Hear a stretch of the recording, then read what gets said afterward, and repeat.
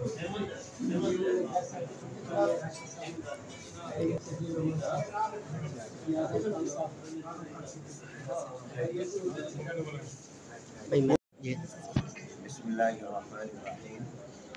हमारे इंतहाई महबूब शख्सियत हज़रत मौलाना ज़फ़र अहमद क़ासिम साहब दामत बरकातुहुल आलिया एक अरसे से अदील हैं।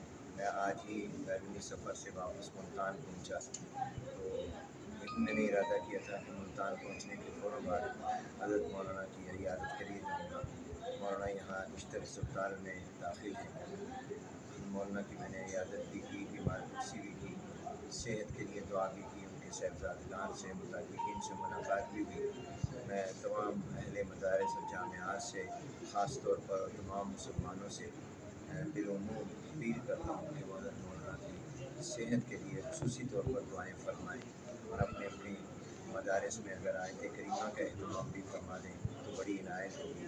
हज़रत मौलाना ज़फ़र अहमद क़ासिम साहब दावत बरकातुहुल आलिया जामिया खालिद बिन वलीद बिहारी के मुअस्सिस भी हैं और मुहतरम भी हैं, और हज़रत मौलाना की पूरी ज़िंदगी दर्स व तदरीस में गुजरी है। आपके तलामज़ा का हल्का भी एक बड़ा वसीह हल्का है, और हज़रत मौलाना की जो खिदमात हैं वो तारीख़ का एक रोशन बाब है। अल्लाह ताला हज़रत मौलाना ज़फ़र अहमद क़ासिम साहब को सेहत कामिला आजिला मुस्तमिर्रा नसीब फरमाए। अगरचे इस वक्त में इलाज तो बिल्कुल ठीक हो रहा है, डॉक्टर देखभाल भी कर रहे हैं, लेकिन जितनी बेहतरी की तवक्को की जानी चाहिए वो अभी नहीं है।